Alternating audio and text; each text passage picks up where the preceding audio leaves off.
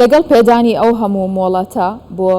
کارگەکان کە لە کاتێکا زیاتر لە 2000 کارگە هەیە لە هەرێمی کوردستان و کارەکەن و بە بەردەوامیش هەموو وەزارەتی بازرگانی هەم دەستێ و بەرهێنان مۆڵەتەدا بەو کەسانە بابزانین لەسەر وەرگرتنی باج کارگەکان لە چ دۆخێکدان یاخود چیە ئەوان کە بە باج تێگەیشتون و مەسروفاتەکانیان چی یاخود بڵین ئەو خەرجیانەی کە لەسەر ئەوان زیادی کردو ئەوان بە باجی دەبینن چۆنە بۆ شیکردنەوەی ئەم بابەتە و گفتوگۆکردن لەسەر ئەم بابەتە ئەمە لە ستۆدیۆ دکتۆر کەمال وەرتیمان لەگەڵا کە بەڕێوەبەری گشتی باج و دەرامەتەکانی هەرێمی کوردستانە. دکتۆر بەخێر هاتی. زۆر سپاس. دکتۆر ئەو جۆرە باجانە چین کە حکومەت وەریانەگرێت ئایا دەستەبەری کۆمەڵایەتی یاخود نوێکردنەوەی مۆڵەتی کارگەکان ئەمانە چێتە قاڵبی باج وەرگرتنەوە؟ بناوی خی گەورە و میهرەبان. طبعا بابەتی باج بابەتێکی یاسایی دەستوریە، هیچ جۆرە بازێک بڕەبازێک بە پێی یاسا نەبێ وەرناگیرێت. طبعا سەبارەت بە کارگەکان تەواوی کارگەکان کە لە هەرێمی کوردستان کار دەکەن بە ژێرەی یاسای و بەرهێنانی پیشەسازی ئەوانەی مۆڵەتی و بەرهێنانی پیشەسازیان هەیە، تەواوی ئەو بازانەیان لێ خۆش دەبین کە لە خاڵە سنووریەکان وەردەگیرێت. طبعا ئەو باج و گومرک هەیە، طبعا باج و گومرک تێکەڵکراوە، پارەی ئاو کارەبا، پارەی زەمان، هەموو ئەو بابەتانە بە باج هەژمار کراوە. طبعا ئەو بابەتانە هیچی باج هەژمار ناکرێت. باز ئەو بڕەپارەیە کە وەردەگیرێت لە هاوڵاتی بە پێی یاسا و لەلایەن دامودەستگاکانی باجەوە وەردەگیرێت. پارەی ئاو دایرێک ئاوەری دەگری، پارەی کارەبا لە دایرەی کارەبا وەردەگیرێت، پارەی زەمان قانونی زەمانی اجتیماعی هەمووی یاسای تایبەت بە خۆیان هەیە. ڕێدانی زەبڵ و خاشاک هەموو ئەم بابەتانە هیچی بە باج هەژمار ناکرێت. تەواوی ئەو بابەتانە لە بری خەدەماتێکە کە حکومەت تەقدیمی هاوڵاتی دەکا وەری دەگرێت. بەڵام باز بە پێی یاسا وەردەگیرێت بە بێ مقابل. تەواوی فوقەهایەکانی قانون کۆکن لەسەر ئەوەی پێناسەی باز دەکەن، دەڵێن باز بڕێکە لە پارە وەردەگیرێت لە هاوڵاتی بە شێوەی ئیکراه بە بێ مقابل. کەواتە ڕسومات و ئوجوری یەومی هەموو ئەو بابەتانە باز نین.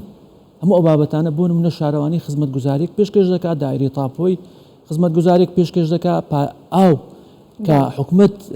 پارەیەکی یەکجار زۆر خەرج دەکات هەتا ئاو بەرهەم دینیت بۆ هاوڵاتیان. طبعا هەموو کولفەیە، کولفەی ئینتاجی، کولفەی بەکاربردن بەکاردێ بۆ ئەوەی ئەو ئاوە خاوێنە بگاتە دەستی هاوڵاتی. طبعا بەبێ مقابل نییە. کارەبا حکومەت ئەو کارەبایە لە کەرتی تایبەت دەکرێتەوە، تاوەت دەیکرێتەوە بە هاوڵاتی دەفرۆشێتەوە. زوربەیمان حکومەتی هەرێمی کوردستان ملیۆنان دلار لە بری هاوڵاتیان دەدا بە کۆمپانیاکان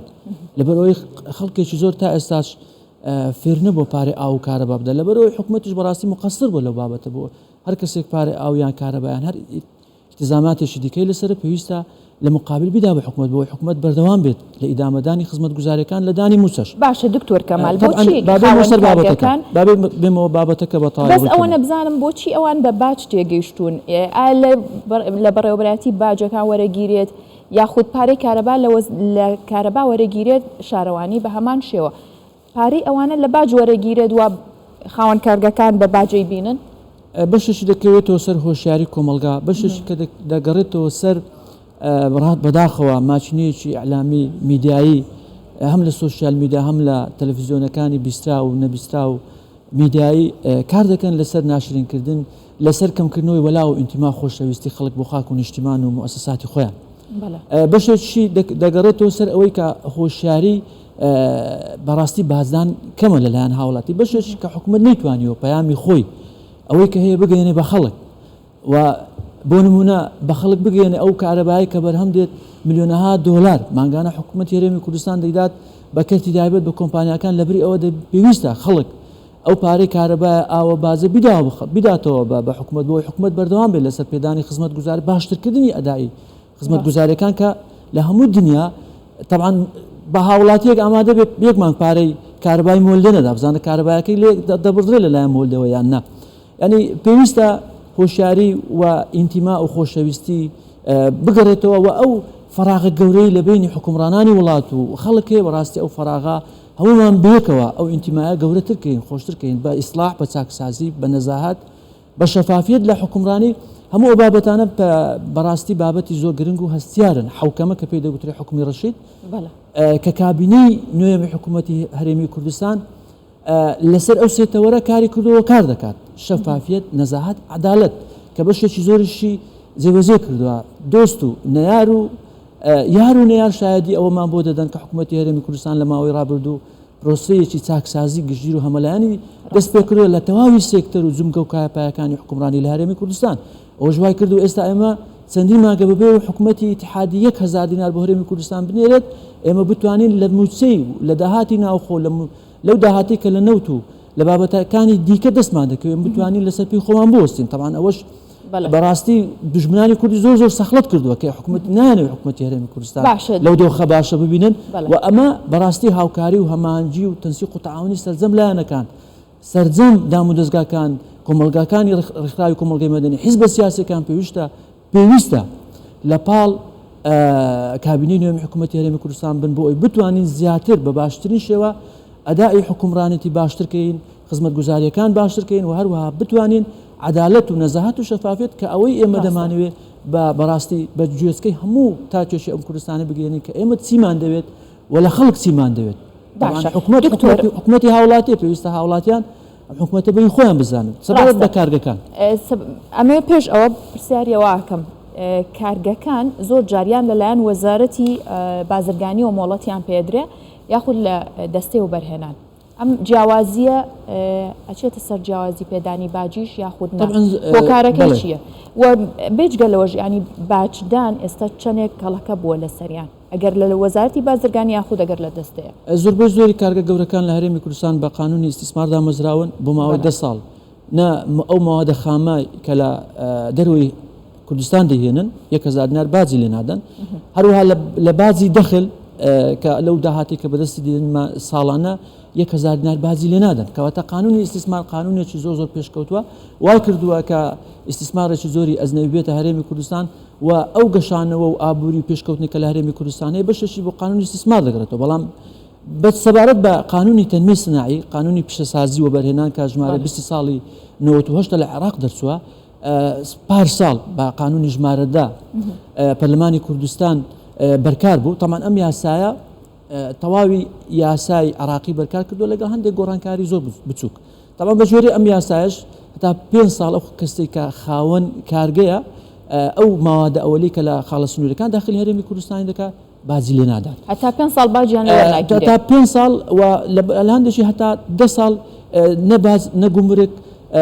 نادا بە حکوومەتی هەرێمی کوردستان طبعا ئەوەش بە هەمان شێوە لە پێناو بەرژەوەندی هاوڵاتی لە پێناو تەنیمەی مستەدامێ لە پێناو باشە بازرگانان و بەرهێنان خۆیان ئەوە زانن لە کاتێکانی گەرانن بە پێدانی باجیش بەڵێ هەمویان جێبەجێ کراوە بابەتە چۆن نازانن بەشێکی دەگەڕێتەوە سەر باجی دەخل باجی داهات طبعا ئەو باجە ساڵانە دوای ئەوەی ساڵ کۆتایی دێت ئەو باجە وەردەژرێت طبعا ئەو باجەش بە ژێرەی ئەو قانونە کە لە هەرێمی کوردستان بەرکار بووە بۆ ماوەی 5 ساڵ ئەم باجە بەنسبە نەک بە کولن وەکو قانونی ئیستیسمار نییە کولن ببەخشرێت ئەو ئیعفایەتە جوزئیە ئەو بابەتە تۆزێک معادلەیەکی ئەوەیە سەتادەیە 15 هەتا 20 ئەو بابەتەیە کە ئەم بەشێک لە کارگەکان پێیان وە لە هەموو بازێک و قانونی ئیستیسمار بەخشران بەڵام وەکو قانونی ئیستیسمار جیاوازیەکی زۆری هەیە قانونی ئیستیسمار بەخشین و ئیعفاءاتی و مەزایەک زۆر زیاتریە لە قانونی تەنمێ سناعی طبعا هەموو ئەو کارگانی کە لە هەرێمی کوردستانیش هەن هەمویان بە ژێرەی قانونی تەنمێ سناعی دانەمەزراون بەشێکی زۆریان بە ژێرەی ئەو یاسایە دانەمەزراون ئەوەی ئەو بە ژێرەی ئەو یاسایە دانەمەزرا بێت ئەو ئیعفاءات و لێخۆشبوونانە ناگرێتەوە بەڵام لە هەموو حاڵەتەکان ئەگەر بین بەراوردی بکەین بە ژێرەی ئەو داتانە لە بەردەستی ئێمەیە کەمترین باج وەردەژێرێت لەو کارگانە ڕقم پێم بڵێ ئێستا بە گشتی چەندێک باج کۆبۆتەوە لەسەر هەموو هاوڵاتیان بە گشتی و لەسەر کارگەکانیش ژمارەیەکی دروستان لەسەرەوەی چەندێک باج کۆبۆتەوە بەهۆی نەبوونی سیستەمێکی داتابەیسی پێشکەوتوو لە هەرێمی کوردستان و لە عێراقیش ئێمە ڕاستەخۆ نازانین خەڵک چەند باس قردارە تا ساڵ تەواو نەبێ چەند هەموو دوکومنت و ئەو کەیسانی کە لە بەردەستمانە دەبێت یەک بە یەک پێدا بچینەوە و بە دوواداسوم کە ئێمزانین ئەو کەسە ئەو فایلە هاتوویان نەهاتەوە طبعا بە داتابەیز نەکراوە خۆشبەختانە ئێستا حکوومەتی هەرێمی کوردستان سەرقاڵی بە بەرمەجەکردن و داتابەیزکردنی تەواوی سیستەمی باز لە هەرێمی کوردستان بۆ بەشێک لە قۆناغەکانی بڕوە بەڵام بەشێکی تری ماوە بۆیە ئەگەر سەیری بکەین بەشێکی زۆری خەڵک قەرداری باجە لە هەرێمی کوردستان هەروەکو چۆن قەرداری پارەی ئاوە کارەبایە پارەی زبڵ و خاشاکە هەموو ئەو پارانە لەلایەن هاوڵاتی کەڵەکە بووە ئەمە ژوای کرد حکوومەتی هەرێمی کوردستان بڕیارێک دەکات 3 مانگ لێ خۆشببوونیدا بە هەموو ئەو خەڵکانە کە بێن لە ماوەی ئەو 3 مانگە پاکتاوی بازەکان پارێ ئاو قەزەکان چی ئەمە نەدانی ئەو باجە چییە؟ فۆکەسی ئێمە لەسەر جێبەجێکردنی ئیسلاحە بەڕاستی لەسەر ریفۆرمی ئابووری و دارایی و مالی و کارژێڕی لە هەرێمی کوردستان ئەوەی پێمان بکرێت لە ڕێگەی میدیاکانەوە هەوڵ دەدەین زۆرترین خەڵک بۆ ئەوەی بزانێت کە کەسێک کە باز نادا پارەی ئاو نادا کار ئەو تاوانێکی ئەنجام داوە تاوان ئەو تاوانانش بە ژێرەی قانون لەمە دوای ئێمە مامەڵیان لەگەڵەکەین و کەسێک کە باز نادا دوای هەموو لێ خۆشببوونانەی کە حکوومەتی هەرێمی کوردستان لە سۆنگەی پەرۆشی خەمخۆری بۆ هاوڵاتیانی خۆی لە بەشێکی زۆری ئەو قەرزانەی کە لەلایەن هاوڵاتی لێ خۆش بووە بەڵام مەشروطە لەسەر کات هەتا 29 ئەو بابەت دوای 29 ئەو بابەتە کۆتایی پێدێ تەواوی ئەو سزا و سوانێک کە لەسەریشانە دێتەوە سەریان باس مافێکی گشتی حکوومەتە طبعا بەژێرە مادە 27 دەستوری عراقی هەموو تاکێکی ئەو وڵاتە ملزەمە بە پاراستنی مافی گشتی چونکە باز مافی گشتی مافی تاکە کەس نیە نەی کەمالە نەی زەیدە نەی ئەمرا خەڵکە داهاتی خەڵکە ئەگەر ئەو داهاتانە بەهێز بکرێن کۆ بکرێنەوە وەکو خۆی خزمەت گوزاریەکان بۆ خەڵک زۆر باشتر دەبی موسەش لە کاتی خۆی جێبەجێ ئێستا خەڵک چەندە خۆشەکە دەبینن لە هەولێری پایتەخت لە زۆربەی شوێنەکان ئاودانکردنەوە هەیە قرتاوکردن هەیە ئەگەر داهاتەکان کۆ بکرێنەوە تامان باجش لە خەڵکانی دەوڵەمەند وەردەگیرێت لە خەڵکانی خواپێدا و مشەڕعی کوردستانی مشەڕی عراقی بژێوی ژیانی تاکو خێزانی ڕەچاو کردو باز لە کەسێک وەرناگیرێت کە دەخلێکی زۆر محدودی هەیە کە داهاتێکی زۆر کەمی هەیە کەواتە ئەرکێکی نیشتیمانی نەتەوەی ئەخلاقی هەمومان بێکەوە هاوڵاتیان هاو نیشتیمانیان ڕێکخراوەکانی کۆمەڵگەی بەدەنی حیزبە سیاسیەکان مامۆستایانی ئاینی هەمومان لەسەر بە یەک ستایل لە یەک ڕێگاوە بە یەک ڕێگا هاوکار و هەماهنگ بین لەگەڵ دامەزگاکانی حکوومەت بۆ ئەوی زیاتر بتوانین ئەدای حکومڕانی ئەدای خزمەت گوزاریەکان بەرەو پێش ببین پێدانی کاتا بێتە کللتورێک بەڕێز دکتۆر سپاس یەک کۆمنت ماوە خوازمەند نەبی لەو منبەرە پیرۆزەی کوردستان 24ەوە داوا لە سەرجەم هاوڵاتیان و هاونیشتیمانیانی کوردستان دەکەین کە هەتا 29 بێن پاکتاوی بازەکانیان قەرزی عقاری کاتێکی زۆریان لە بەردەما دوای ئەو مدەیە و لە قرارەکەش نووسراوە ئەو مدەیە ئەو ماوەیە درێژ ناکرێتەوە و بۆ کارگەکانیش ئێمە تەواوی ئاسانکاری و هاوکاریەکان بۆ خەڵک جێبەجێ دەکەین ئێمە لەگەڵ پێشکەوتنین لەگەڵ پرۆژەی بەڕاستی استراتیژی بەهێزکردنی ژێرخانی ئابووری هەرێمی کوردستانی هەموو ئاسانکارێک هاوکارێک بە ئەو خەڵکانە هەیە لە چوارچێوەی یاسا و ڕێنمایی کارپێک دروستە بۆ هیوایان کە باج ببێتە کللتورێک بۆ ئاوەدانکردنەوە و بەرهێنان سپاس بەڕێز دکتۆر کەمال وەرکی سپاس بۆ ئێوە بەڕێزش کە هەردەم بەڕاستی وەکو منبەرێک لە خزمەتکردنی هاوڵاتیان و هاونیشتیمانیان و حکوومەتی هەرێمی کوردستاندا سپاس بۆ بەڕێز سپاس بۆ بەڕێز